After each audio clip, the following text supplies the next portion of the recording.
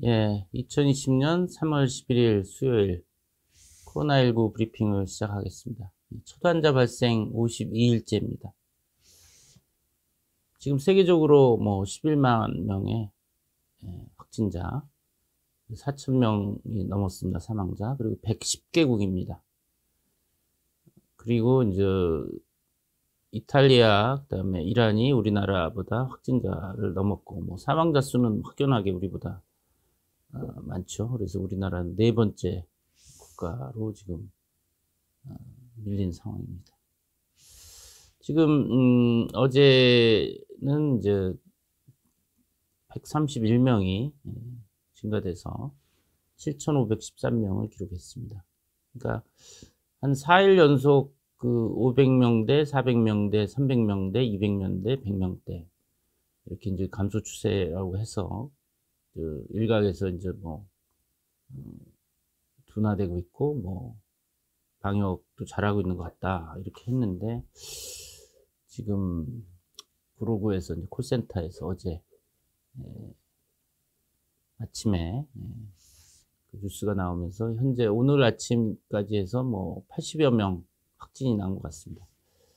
그리고 사망자도 지금 한 61명으로 지금 집계됐다고 합니다. 그래서 지금 제가 항상 얘기하듯이 이제 방심이 아니라 경각심을 가질 텐데, 약간 방심하는 분위기에 이렇게 또 코로나19는 방심하지 말라고 또 이런 콜센터 집단 발생을 드러내면서 경고를 하는 것 같습니다. 지역별 현황은 대구가 이제 신규가 이제 192명이니까 대구는 신천지 유증상자에서 이제 검사가 끝나면서 그동안 다수를 점았던 그 거품이 꺼지면서 이제 대구 시민 사이에서 그 유행, 지역사회 유행에서 이제 거의 이제 100명 정도 매일 나온다는 건데, 이게 지금 일종의 감소됐기 때문에 둔화됐다라고 하는 착시 현상들을 느끼는데, 대구에서만 하루에 92명의 신규 확진자가 있다라는 거니까요.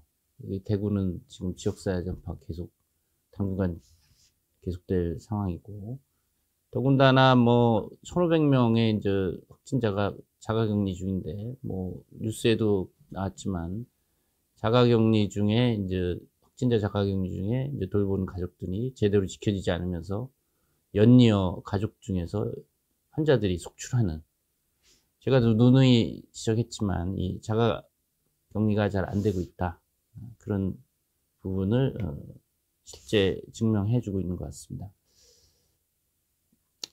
관건은 저 수도권이라고 했는데, 수도권에서 이제 지금 구로구 콜센터 상황이 지금 심상치가 않습니다.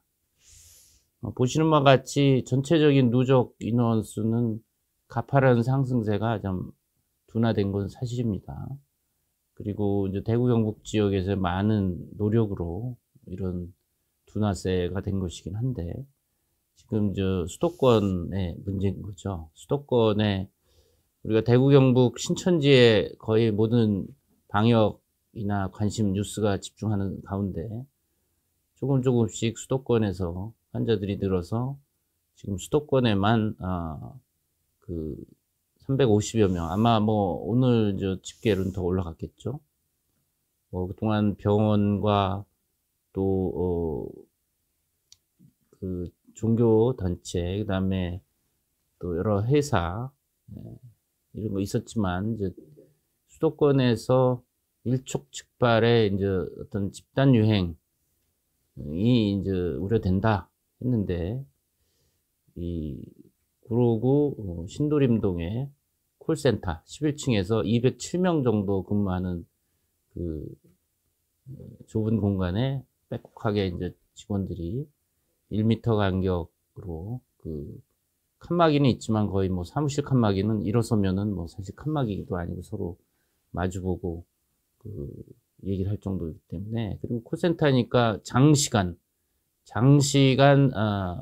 말을 하면서 이 중에 확진자가 있으면 콜록콜록 기침하면서 말을 계속 하니까 그 비말이 공기 중에 이제 튀고 그 안에 겨울이다 보니까 이제 문도 창문도 닫혀 있고 폐쇄된 공간에 다수가 또 계속 얘기를 하면서 그 안에 이제 비말이 이제 에어로졸이 되고 공기 전파 가능성도 있고 또 식사를 같이 하면서 마주보고서 장시간 있었기 때문에 신천지 대구교회에서의 10층의 상황과 상당히 공통점이 많습니다. 물론 신천지 대구교회는 인원이 더 많고 또 빼곡하게 앉아 있고 또 했지만 여러 가지 폐쇄된 공간에 다수가 있었다.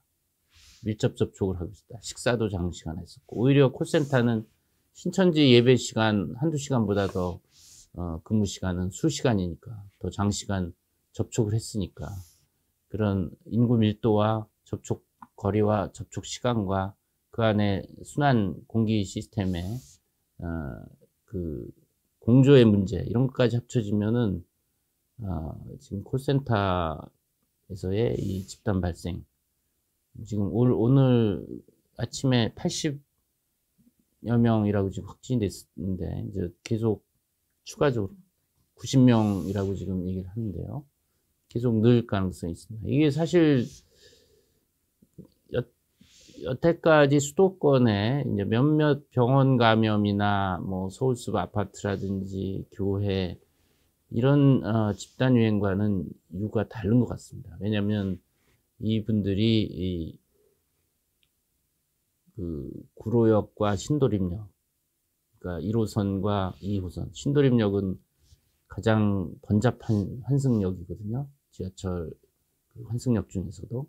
그러니까 여기서 이제 마스크는 상당수 꼈다고는 하지만 안 낀 분들도 있다고 합니다. 지금 마스크를 꼈다 그러면 이제 위험이 많이 감소되겠지만 마스크를 안 끼고서 증상이 있는 채로 지하철을 타고 출퇴근했다면 이미 뭐 그 징조가 나오고 있지 않습니까?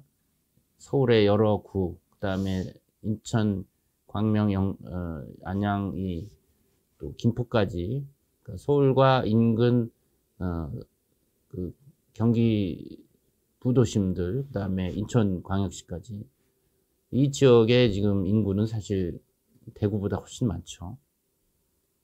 그래서 상당히 휘발성이 있다라고 저는 생각합니다. 따라서 이제 지금 제가 생각하기에는 감염병 특별 관리구역 지정을 하시라도 내릴 그 준비를 해야 된다. 이 서울시와 이제 경기도, 인천시는 지자체가 사실 우리가 뭐 환자가 폭발적으로 늘고 지금 감염병 특별 재난 지역으로 선포한 것에 대해서 대비를 하고 있어야 된다. 병실이나 인력이나 지금 뭐 병실이야 각 대학병원들이 물론 경증 환자 퇴원시키고 여유분을 내놓긴 하지만 준비를 하고 있지만 지금 어제도 뭐 일산 백병원에서 환자가 또 발생했었고 KBS의 누리동에서도 환자가 있었고 지금 뭐 사소한 환자는 거의 지금 신경을 못 쓸 정도인데 그 대부분의 지금 서울 경기의 최근의 확진자들은 어떤 역학적 연결고리가 없습니다. 신천지라든지 기존의 집단 유행과 연결고리가 없이 나타나는 거기 때문에 이 수도권의 지역사회 감염이 지금 은밀하게 진행되고 있고 그것이 이렇게 콜센터의 집단 발생으로 드러났다고 봐야 되기 때문에 하여튼 지금 만반의 준비를 다 해야 된다. 컨틴전시 플랜. 그러니까 대구에서 여러 가지 노력에도 불구하고 어려웠던 부분들이 다 노출이 됐지 않습니까?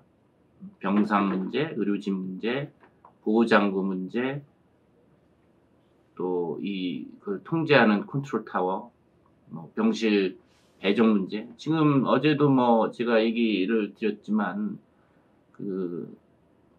생활치료센터에 경증 환자만 있는 게 아니라 폐렴이나 임신부나 중증 만성 기저질환 환자도 있고 또 심지어 경증 환자 관리 중에 폐렴이 발생됐는데 병원으로 이송하는 것도 잘 시스템이 안 되고 있다는 겁니다. 이런 일들이 사실은 더 국민을 불안하게 하고 또 현장의 의료진들도 더 더 피곤하게 하는 겁니다. 환자 진료에 전념해야 되는데 이런 로지스틱, 환자 그 전원이라든지 이런 것들이 서포트가 안 되면 상당히 이제 피로도가 더 올라가는 거죠. 따라서 지금 당장 그런 컨틴전시 플랜을 시나리오를 만들어서 각각 유사시에 어떻게 하겠다 그런 것들이 있어야 됩니다. 뭐 제가 또 누누이 얘기하지만 지금 생활치료센터로 지금 대구 경북 지역은 하지만 역부족입니다. 계속 뭐 열흘 전에도 1,500명이 대기 중인데 아직도 1,500명이 대기 중이니까 이 생활치료센터라고 하는 것이 물론 그것 자체가 병원은 아니고 관리하는 한계도 있고 여러 가지 문제점이 있지만 일단은 그 수용 능력이 쫓아가질 못합니다. 수용 능력이. 그래서 일거에 딱 수용해서 더 이상 전염원이 안 되고 그 격리도 되면서 치료가 될 수 있는 임시병원을 만들어야 된다. 지금 서울도 지금 뭐 시립병원이나 있지만 그것이 유사시에 태부적이 될 수가 있습니다.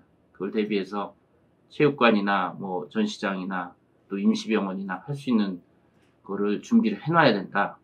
그 얘기를 오늘은 특별히 강조해서 말씀드리고자 합니다.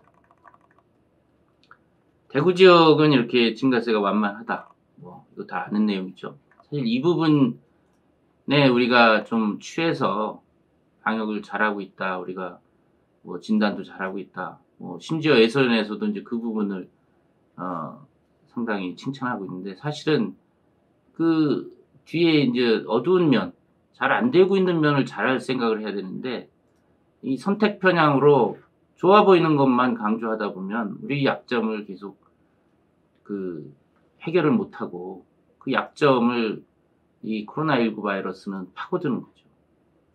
바이러스는 우리의 바램과 무관하게 본인의 그 영토 확장, 숙주를 더 많이 감염시켜서 공포도 주고 또 방심도 시키고 또 은밀하게 전파하는 그 속성을 여지없이 드러냅니다.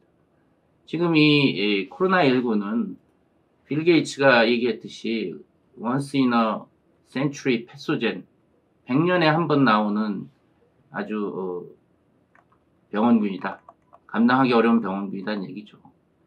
공교롭게도 1918년 스페인 독감이 이 전 세계 인구 5천만 명 최대 사망시키고 치사율이 2.5%였습니다. 그 재작년에 2018년이 100주년이었죠. 저희 그 인플루엔자 그 세미나도 100주년 기념 세미나를 했었는데 그것이 끝나자마자 작년 2019년 말에 중국에서 그 코로나19가 지금 신종화병이 출현한 거죠. 그러니까 2018년 스페인 H1N 팬데믹이 100주년 원센츄리에 한 번 나올까 말까 한 진짜 인류학에 재앙을 준 병원균인데 그 한 세기가 끝나자마자 2019년 이 코로나19가 나타난 것이죠. 뭐 똑같다라는 얘기는 아니지만 상당히 유사하죠. 신종인데다가 전파력 빠르고 치사율도 지금 2.3% 정도 굉장히 유사합니다. 치료제 없죠. 백신 없죠. 1918년 그때 상황과 상당히 유사합니다. 전파력 빠르고. 물론 그때보다 우리는 분자생물학 기술도 있어서 병원균도 빨리 찾아냈고 의료 시스템도 좋다고 하지만 의료 시스템 병원이 오히려 이 신종병원체에 활개치는 좋은 온상이 되고 있습니다. 그러니까 100년 전 1918년에는 병원도 그렇게 많지 않았죠. 지역사회에서만 유행을 했었는데 지금은 이 아이러니컬하게도 현대 의료가 고도로 발달된 병원이 의리의리한 병원들이 지금 뭐 2,000병상 이상의 의리의리한 병원들이 있지만 사실 이 눈에 보이지 않는 전자현미경으로 들여다봐야 보이는 이 조그만 아주 미물에 불과한 코로나19의 그 현대적인 의료 시스템도 지금 맥을 못 추고 있다는 아이러니. 이런 것들을 생각하고 우리는 겸손하게 이 코로나19를 대응해야 된다. 잠시도 방심해서는 안 된다. 그런 얘기를 다시 한번 드리고, 다시 한번 대구 경북 지역의 환자 감소 추세와 무관하게 대구 경북 지역을 제외한 다른 지역의 일일 신규 확진자는 증가하고 있다. 그런 점에서 우리가 더 경각심에 높여야 되는 시기다. 그런 얘기를 드립니다. 지금 보면은 경기 지역의 일일 신규 누적 환자 확진자 수는 더 가파르게 올라가고 있습니다. 그러니까 대구 경북에서 20일 전 처음에 31번 환자 이후에 환자 수 증가 추세와 상당히 유사하죠. 서울도 마찬가지입니다.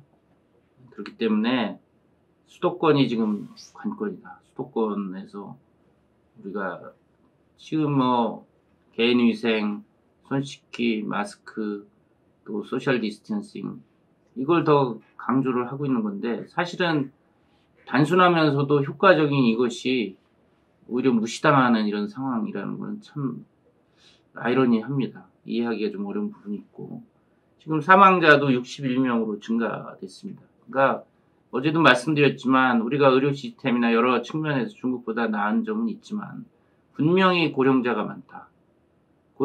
이탈리아가 지금 사망자가 많은 이유 중에 하나가 이탈리아도 한국, 일본과 함께 이 고령자가 많은 나라입니다. 평균 나이가 뭐 82세, 평균 연명이죠. 수명이 82세 내지 84세니까 일본도 마찬가지죠. 상당히 취약합니다. 지금 치사율이 떨어지긴커녕 조금씩 올라가고 있습니다. 치명률이 전체적으로 0.7%, 80세 이상 6.8%. 이런 상황을 우리가 간과해서는 안 됩니다. 마찬가지입니다. 지금 제가 똑같은 얘기를 해서 이제 사실 더 중언부언은 안 드리겠고요. 질문 받는 시간으로 가겠습니다. 네, 교수님 콜센터에서도 91명 환자가 발생했는데 수도권 전체 음압병상은 지금 충분한 상황일까요? 지금 수도권의 음압병상은 이제 국립중앙의료원이 있는데 이건 국립중앙의료원 수도권이 아니죠. 전국을 커버하는 음압병상일 것이고 지금 수도권의 국가지정 음압격리병상은 이제 시립병원들, 서울의료원이나 서북병원, 서남병원 이런 동부시병원 여기에 다 음압병상이 있는 건 아니죠.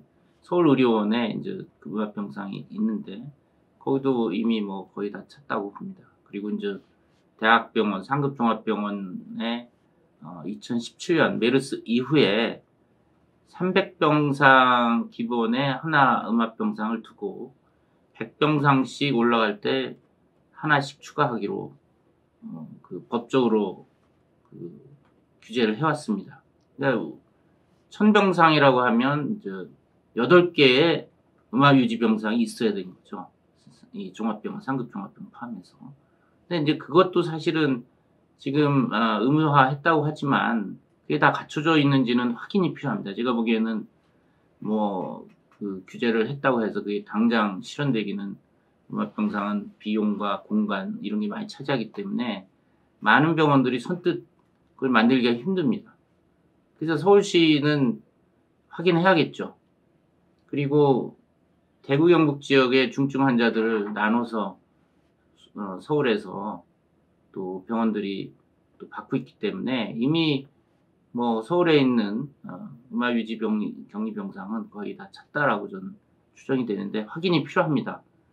제가 말씀드린 대로 그동안에 이제 수도권에 발생 환자들 또 대구에서 생긴 환자들을 또 중증 환자에 이송받아서 지금 입원시키고 있는 상황이기 때문에 그런 면에서 지금 여유가 있을 것 같지는 않다. 크게 빨리 확인해야 되는 거죠. 그랬을 때 지금 대안을 마련해야 되는 겁니다. 그리고 어제 발표에 의하면은 항체 탐지용 단백질이 제작됐다 이렇게 보고가 있었는데요. 이게 어떤 의미를 갖고 있는지 설명 좀 부탁드리겠습니다. 네, 저도 어제 그 방대본 부부본장님의 이제 발표를 들었고 보도자료도 봤는데 우리가 이제 지금 코로나19에 대한 치료제 개발을 지금 굉장히 갈구하고 있습니다. 가장 대표적으로 이제 항바이러스제를 개발해야 되는데 새로 개발하기가 어려우니까 기존의 항바이러스제 중에서 적응증을 이 코로나19에 효과가 있나를 입증하는 그 이제 신약 재창출, 드러그 리퍼포즈먼트죠. 그런 걸로 지금 에이즈 치료제 칼레트라, 말라리아 치료제 하이드록시클로로킨을 현장에서 쓰고 있고요. 지금 이제 렘데시비어라고 길리어드에서 에볼라 치료제로 2상까지 마친 거를 이 코로나19 바이러스에 뭐 사스나 이 유사 시험관 동물 실험에서 보니까 효력이 좋더라. 지금 기존에 나와 있는 뭐 허가된 아니면 허가에 가까운 어느 정도 자료가 있는 항바이러스제 중에서는 렘데시비어가 이제 제일 효과가 좋은 걸로 기대를 하고 있습니다. 이미 뭐 국내에서도 모 대학병원에서 미국 국립보건과 협력해서 임상을 지금 착수했다라는 뉴스는 있었고, 중국에서도 우한에서 임상을 이제 시작했는데 700여 명 모집을 계획했는데 이제 환자가 급격하게 줄면서 지금 모집에 난항을 겪고 있다, 이런 뉴스가 있었고, 또 일본의 파비피러비어라고 하는 조류독감 항바이러스제가 광동성에서 좀 효과 있을 것 같다, 이런 정도여서 이제 이런 기존의 약물, 개발 완료된 또는 개발 말기에 있는 약물들을 드러그 리퍼폰 신약 재창출로 이제 사용할 수 있는 방법이 있고, 또 하나가 이제 항체 치료제입니다. 뭐 제가 또 이제 메르스 때 환자 회복기 요청에서 혈액을 뽑아서 국내 모 회사와 함께 항체 치료제를 이제 개발한 적이 있는데, 우리가 회복기 코로나19에 앓고 회복한 사람의 혈액에는 바이러스를 중화시키는 항체가 있다라는 가정하에 회복기 환자의 혈장을 또 투약하는 그런 방법인데, 이건 좀 크루드하죠. 특별히 이 코로나19 바이러스를 중화하는 항체를 대량 생산해서 그 투약하는 게 가장 효과적이겠죠. 그런 약제를 개발하기 위해서 이 코로나19 바이러스의 그 항원을 그러니까 바이러스를 중화시키는 항체를 찾는 그 항원 단백질, 그러니까 프루브라는 게 이제 촉자지 않습니까? 이 코로나19 바이러스를 중화시켜서 무력화시킬 수 있는 항체를 찾는 항원인 단백질을 발견했다, 뭐 만들었다, 합성했다, 이런 얘기인 것 같습니다. 근데 사실은 뭐 이걸로 치료제가 개발이 완료된 것도 아니고, 뭐 이것이 확실히 효과가 입증됐다라는 건 아니고 이제 시작을 했다라는 의미인데, 뭐 이것이 잘 이 단백질 프루브가 잘 작동을 하면 이걸 가지고 이제 환자 혈액에서 이 항체를 만드는 B림프구, 그러니까 이 코로나19 바이러스를 강력하게 중화할 수 있는 항체를 특별히 만드는 B림프구, 우리 몸의 면역세포의 일종이죠. 항체 생성 B림프구를 찾아낸 다음에 그 B림프구를 대량 증식해서 항체를 대량으로 이제 만들어내면 그게 이제 항체 치료제가 되는 겁니다.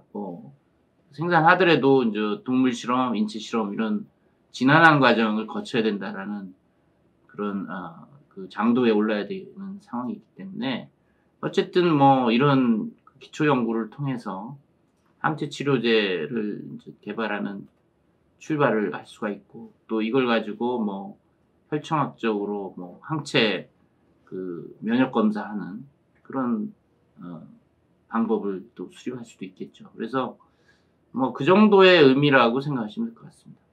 네.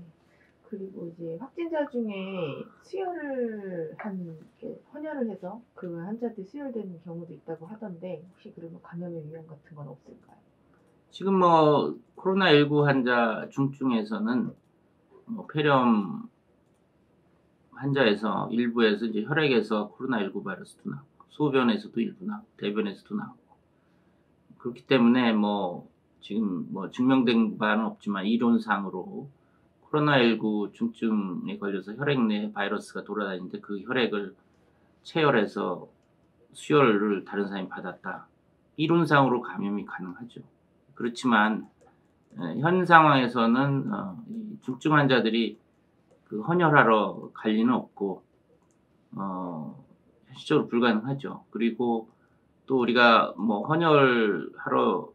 헌혈의 집을 가도 다짜고짜 뭐 그 헌혈을 하는 건 아니죠. 이제 건강한지, 지병이 없는지, 그다음에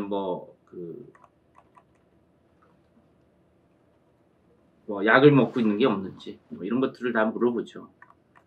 건강하고 특별히 지병 없이 약 안 먹고 이런 사람을 하고, 또 그 혈액을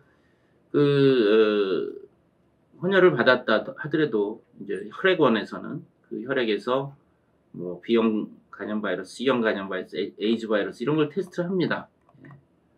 그래서 이제 사실은 그런 2중, 3중의 그 안전장치가 있기 때문에 이 코로나19 환자의 혈액이 바이러스가 있는 채로 헌혈되기란 거의 매우 낮다 이렇게 얘기가 될 수 있고, 뭐 어쨌거나 간에 지금 코로나19가 사실 모르는 부분이 많고, 코로나19를 겪고 회복된 후에 재발 사례도 가끔 있기 때문에 이 재발한 사람들이 집에 가서 이제 돌아다니다가 헌혈할 수도 있는 거거든요. 그런 측면에서는 지금 혈액원에서 아마 이 헌혈자에 대한 병력 청취할 때 코로나19 확진자와 접촉력이 있는지, 또 코로나19의 증상이 있는지, 열이나 기침이 있는지 이런 것들을 추가하고, 더 뭐 안전하기로 하는 헌혈한 혈액에 대해서 우리가 C형 간염, B형 간염, 뭐 HIV 이런 검사를 하듯이 코로나19 바이러스 PCR을 해서 혈액에 바이러스가 없나 그걸 확인해서 뭐 음성을 수혈하면 더 완벽하겠습니다. 이제 현재로서는 뭐 가능성을 완전히 배제할 수는 없지만 현실적으로는 상당히 낮고, 또 그런 경우를 대비해서 혈액원에서 좀 더 엄격하게 헌혈하는 혈액에 있어서 코로나19 바이러스 오염 가능성을 제거해야 되겠다. 그런 절차 프로토콜이 필요하다. 그렇게 말씀드릴 수 있겠습니다. 유튜브에 올라온 질문 하나 드릴게요, 교수님.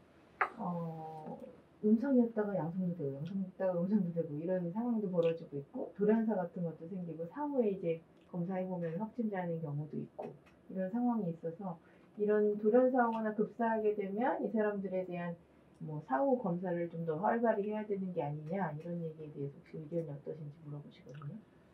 지금 뭐 돌연사라기보다 제가 뭐 언론 보도나 질병관리본부 보도 자료 보면은 돌연사라기보다는 확진을 받고 아니면 코로나19 증상이 있는데 그 확진 검사를 못 받고 이제 전전하시다가, 또는 확진 검사를 받고 집에서 그 자가격리에 입원대기 중에 갑자기 상태가 악화돼서 응급실 가서 돌아가는 분들이 꽤 많아요.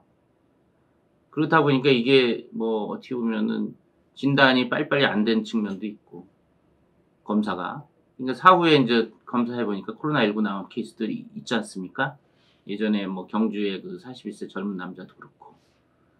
그렇기 때문에 이 지금 방역에 있어서 이 우선순위를 그 고위험군, 고령자나 기저질환 있는 분, 또 증상 있는 분 먼저 검사를 해줘야 되는데, 이게 이제 비효율적으로 그 편중이 되다 보니까 정작 빨리 진단받아서 빨리 입원 치료해야 될 분들이 지금 제때 안 되니까 이런 일들이 생기는 것 같습니다. 제가 보기에는. 돌연사라기보다는. 그리고 이제 또 하나는 뭐 어제도 일본에서 이제 뇌망염 사례도 있듯이 아직도 이 코로나19가 인체 감염에 대해서 얼마나 어느 단계에 가서 얼마나 문제를 일으킨지 연구가 충분히 안 돼 있습니다. 뭐 어제 나온 연구에는 콩팥에 가서 문제를 일으켜서 신부전, 콩팥 기능 부전을 일으킨다. 그런 리포트도 있는 걸 봐서는 이게 우리가 아는 이제 폐렴을 주로 일으키지만 혈액으로 들어가서 전신에 어떤 장기든 가서 어떤 장기든 크고 작은 염증 내지 기능 부전을 일으킨다. 이렇게 이제 가정을 해야 되는 것이고, 뭐 어떤 보고는 심근염, 심장에 문제를 일으켜서 또 그 병증을 나타낸다. 그런 얘기는 평상시에 본인이 뭐 병이 없는 줄 알고 있었지만 잠재적으로 뭐 협심증이나 관상동맥 질환이 잠재적으로 있는데 이 병에 걸려서 확 악화돼서 심장염, 심근염으로 해서 이렇게 돌아가시는 그런 사례도 있으려 보고, 근데 지금 말씀하신 대로 사실은 이런 갑자기 돌연사 급사한 분들은 검사도 검사지만 부검을 해서 가능하면 뭐 동의를 얻어서 부검을 해가지고 그 좀 이 병의 병태생리, 병리 기전을 좀 바뀔 필요가 있습니다. 그래야지 우리가 현장에서 환자 진료하는데 여러 가지 치료 지침이나 치료 방법에 있어서 좀 더 신경 써야 될 부분을 알 수 있게 될 것이죠. 그리고 지금 뭐 계속 격리 해제하고 그러니까 확진돼서 입원 치료하고 증상 없어지고 PCR 두번 음성 격리 해제된 환자들이 간헐적으로 이 양성으로 좀 재발되는 경우가 있다라는 걸 말씀을 여쭤 드렸지 않습니까? 그런 부분에 이제 우리가 지금 우리가 신규 확진자가 증가 추세가 좀 줄었다고는 하지만 반면에 이제 그 격리 해제 환자들이 늘잖아요. 이제 격리 해제 환자들이 늘면서 그 중에 일부에서는 또 재발이 돼서 또 지역사회에서 전염원이 될 수 있다라는 점을 보건당국은 신경 써야 될 것이다. 그런 얘기를 드렸고, 실제 광주에서는 격리 해제 후에 이제 모니터하기로 했지 않습니까? 그런 부분들이 좀 어떤 전국 지침에 들어가서 일관성 있게 시행될 것이다. 그런 생각을 해봅니다. 네.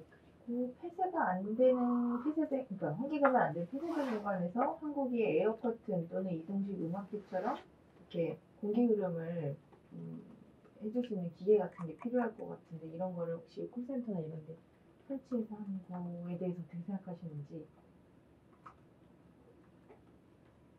그러니까 뭐 쉽게 얘기하면 음압처럼 음압 콜센터를 만들어야 된다는 얘기인데, 사실 그 큰 공간을 한 빌딩에 한 층을 음압으로 만들려면 그건 엄청난 그 공조 시스템이 필요할 것이고, 그게 과연 효과가 있을 거냐.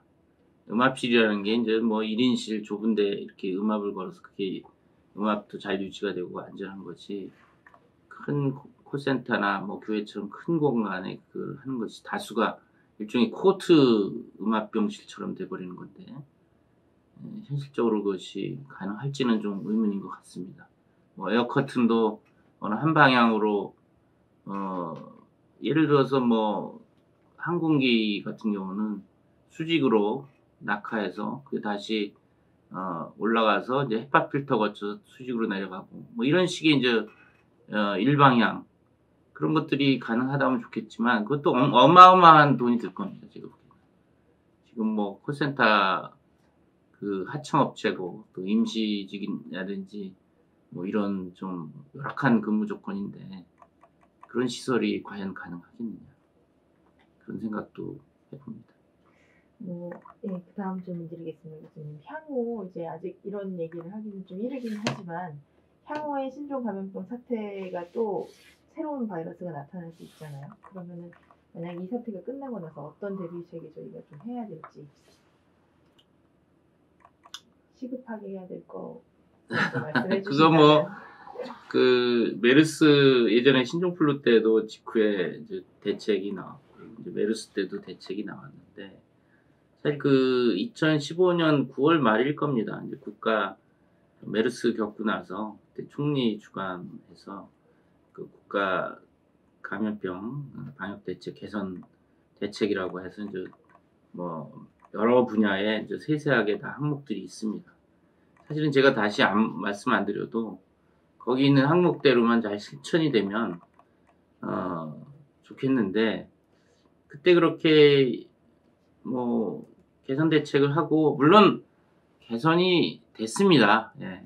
개선이 된 부분도 있고 안 된 부분도 있고, 우리가 항상 그 우리 추구하는 목표에 미달돼서 이제 아쉬운 거지, 사실은 뭐 지금 질병관리본부 차관급으로 되고 역조관도 늘리고 뭐 음압실도 좀 국가지정 음압병상도 하고 또 감염관리 간호사라든지 감염관리 시스템도 강화하고 이런 것들이 이제 사실은 그래서 이번에 코로나19 초기 대응에 상당히 그 덕을 많이 봤거든요. 공항에서 검역이라든지 공항 검역관들도 늘렸지 않습니까, 메르스.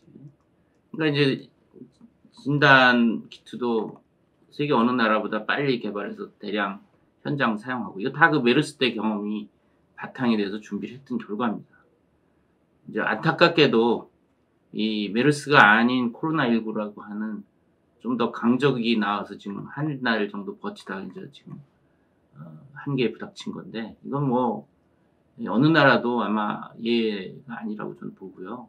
지금 개선 대책이라는 거는 사실 그것이 인적 전문 인력 키우고 또 조직 키우고 뭐 이제 지금 뭐 차관급이 아니라 보건청에서 장관급으로 하자는 얘기 좋습니다. 근데 이제 문제는 지금 그런 거 그다음에 그 보호구라든지 항바이러스의 뭐 백신 이런 거 비축과 개발 또 이 가버넌스 시스템 지금 쭉 아마 이 정부의 방역을 쭉 보시면 방대본부장, 질병관리본부장하고 또 중수분이나 중대분하고 이 일관되지가 않습니다. 이제 어떻게 보면 이 지금 코로나19의 국가감염병 재난 상황에서 제일 그 강력한 컨트롤 타워는 질병관리본부장이 돼야 되는데 질병관리본부장이 이 목소리가 그렇게 먹히진 않는 것 같다. 사실은 전문가의 그 의견이 사실 제일 중요하고 그렇게 됐을 때 그나마 피해를 줄일 수 있는데 이제 이런 가버넌스가 지금 여전히 문제인 것 같습니다. 차관급으로 급만 올렸지 차관급에 걸맞는 파워도 없고 뭐 그 인사권, 재정권, 뭐 명령권 이런 것들이 지금 이 위기 상황에서조차 평상시야 뭐 그렇다 치더라도 지금 감염병 재난 심각 단계인데도 제일 전문가고 모든 걸 준비를 많이 한 질병관리본부장의 그 파워가 지금 미미하다고 저는 생각합니다. 이게 제가도 누누이 얘기했지만 언론 소통 담당관이 아니라 대구 경북이나 현장을 뛰어야 되는 질병관리본부장이 아직까지도 언론 대응에 묶여 있다. 본인의 의지라고 저는 생각하지는 않습니다. 어쩔 수 없는 또 측면도 있을 거예요. 왜냐하면 이 코로나19 사태를 가장 정확하게 파악하고 전달할 수 있는 인물이 본부장밖에 없을 수도 있겠다 그런 생각을 제가 하기 때문에 그렇지만 국가적으로는 국민에게는 여전히 참 불행한 거죠. 이런 부분도 해결 안 되면 이거 그러니까 다시 한번 얘기하지만 전문 인력 키우고 조직 또 항바이러스나 백신이나 보호구 이런 거 개발하고 비축하고 또 가버넌스 이 주의 통제 체계 시스템 매뉴얼도 지금 오락가락 하지 않습니까? 사례정의라든지 어떤 일관된 원칙이 없지 않습니까? 마스크 문제도 그렇고 이런 가버넌스와 일관된 시스템 이런 것들이 다 어우러져야 그나마 큰 피해를 안 볼 텐데 참 뭐 감염병 전문병원도 뭐 5개 권역에 만든다고 했었는데 5년 전에 그렇게 했잖아요. 안 되고 있잖아요. 제가 자조적인 목소리지만 제가 30년 동안 감염 전문의로 현재까지 수많은 여러 가지 역병을 겪었는데 이런 자조적인 목소리를 낼 수밖에 없게 이 막 유행할 때는 많은 개선 대책을 내놓습니다. 이번 기회에 뭐 좀 해보자 하는. 끝나고 나면 또 용두삼입니다. 물론 뭐 조금씩 진전이 됐고 나아졌다는 부분 저도 인정합니다. 그렇지만 우리 국민의 요구 수준은 세계 최고 아닙니까? 높은 수준을 요구하지 않습니까? 그런 측면에서는 항상 이 끝나고 나면 그것이 실행이 안 된다.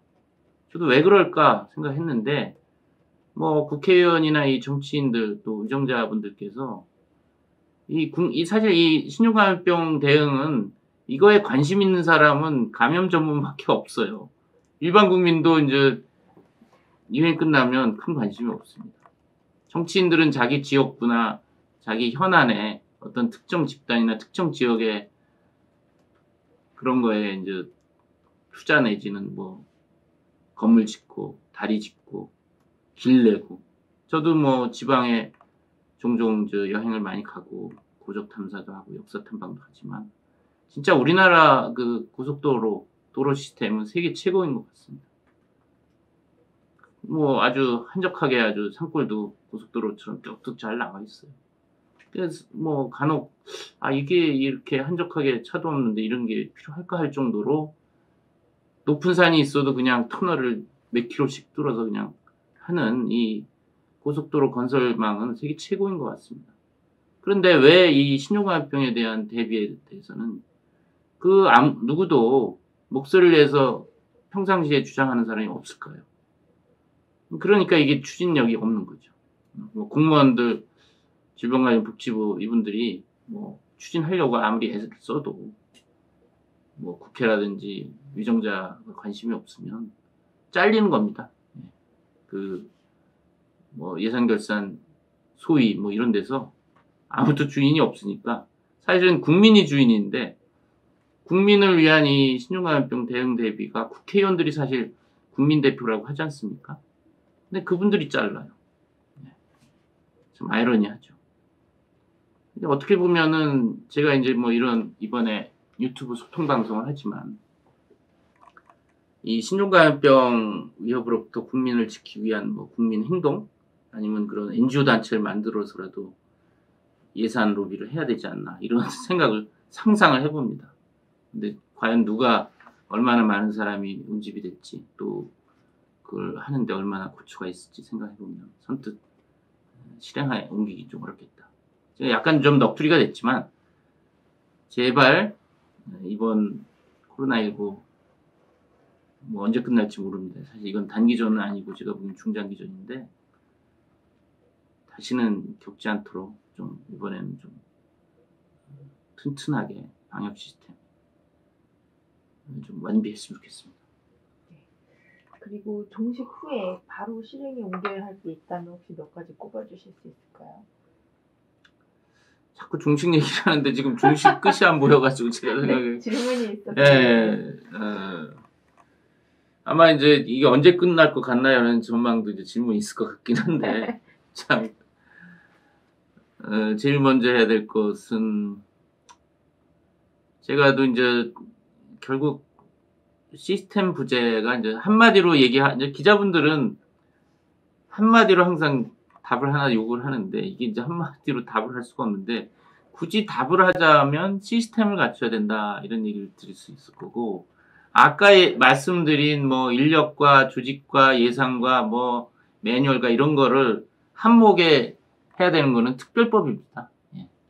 제가 왜 공무원들이 그 똑딱한 분이 안 움직이는지 이유를 압니다. 법이 없기 때문에. 예, 괜히 법이 없고 본인 스스로 이거 필요하다고 그래서 했다가 그게 안 생기면 또 여러 가지 감사 사유가 되기 때문에 먼저 프로액티브하게 나설 수가 없습니다. 그걸 해결하기 위해서는 신종감염병 그 국가 재난 위기에 대한 특별법 여기에 이제 조직과 인력과 예산과 백신 치료제 개발과 뭐 시스템 매뉴얼과 이런 것들이 다 들어있고 우리가 지금 뭐 이런 위기가 생길 때마다 뭐 거짓말하는 사람은 어떻게 벌 주냐 뭐 또 무슨 뭐 여러 가지 뭐 격리 지키지 않으면 어떻게 하냐 뭐 항상 그 문제가 나오면 그때마다 뭐 그 국회에서 뭐 처벌 강화하고 이게 코로나 3법 해가지고 하지만 그러다 보니까 감염병 관리에 관한 뭐 이제 누더기법이 된 거죠. 그런 식으로 임시 땜빵에서는 해결 안 됩니다. 제가 공무원 조직이나 뭐 또 정치인들 이 영향을 덜 받고 일정하게 가려면 이 법을 만들어 놔야 됩니다. 거기에 법 규정을 해놓으면 일단 공무원이든 정치인이든 우리 모든 국민이 법을 지키지 않습니까? 그렇기 때문에 지금 질문하신 한 가지만 해야 된다. 그럼 저는 이 신종감염병 위기 대비 대응 특별법 제정이 필요하다 이렇게 말씀드리겠습니다. 해외에서는 그러면 그런 특별법 같은 거 제정이 잘 돼 있는 편인가요? 뭐 미국이 이제 2001년인가 그 9/11 테러하고 그 탄저 우편 테러 직후에 바이오실드 액트라고 해가지고 거기는 이제 신종감염병하고 생물 테러, 그 탄저라든지 이런 생물 테러 병원체에 의한 뭐 기본적으로 성질은 똑같죠. 병원체로 인한 재난 상황을 대비한 법을 만들었습니다. 그러니까 대표적으로 우리가 그 좀 참조해야 될 것이 이제 바이오실드 액트고 거기에는 그런 R&D, 백신, 치료제, 진단 여러 가지 뭐 우리가 소셜 디스턴싱이나 보호장구나 이런 거에 대한 뭐 선구매 비축이라든지 무슨 그러니까 이제 마스크 같은 경우도 지금 이번에 묽어졌지만 평상시에 이제 이런 공중보건 위기 상황에는 마스크 업체들은 전량 여기에 공급한다. 그리고 평상시에 정부가 어느 정도 계약을 해놔야 되겠죠. 보전을 해줘야 되겠죠. 얼마 정도. 보전을 해주고 유사시에는 마스크 업체는 전부 국가 물량을 조달하는데 총력을 생산하고 정부는 거기에 상응하는 보전을 해줘야 되겠죠. 이윤이나 뭐 여러 가지 설비나 혜택을 줘야 되겠죠. 그런 것도 다 법에 넣어 놓으면 됩니다. 지금 그런 게 안 되니까 지금 뭐 환자는 느는데 이제 그런 마스크 문제 여러 가지 문제로 지금 오히려 소통에 어려움을 겪고 있지 않습니까? 이제 그런 측면에서 좀 참고할 것은 역시 미국이 시스템이 잘 돼 있는 나라고 또 여러 가지 대비나 대응 잘하고 있는 나라고 그런 측면에서는 그 법을 바이오실드 액트를 우리가 좀 본받을 필요가 있겠다 그런 얘기를 드립니다. 네, 질문을 마쳤고요. 마무리 부탁드리겠습니다. 예, 오늘은 뭐 구로의 이제 콜센터에서의 상황 그것이 어떤 의미가 있고 그에 대해서 수도권의 대비가 절실하다. 그런 메시지가 오늘 주였고 그런 측면에서 좀 그 정부 당국 또 지자체에서 좀 신경을 써줬으면 하는 바람입니다. 이상 마치도록 하겠습니다. 내일 9시에 뵙도록 하겠습니다. 감사합니다. 끝났습니다.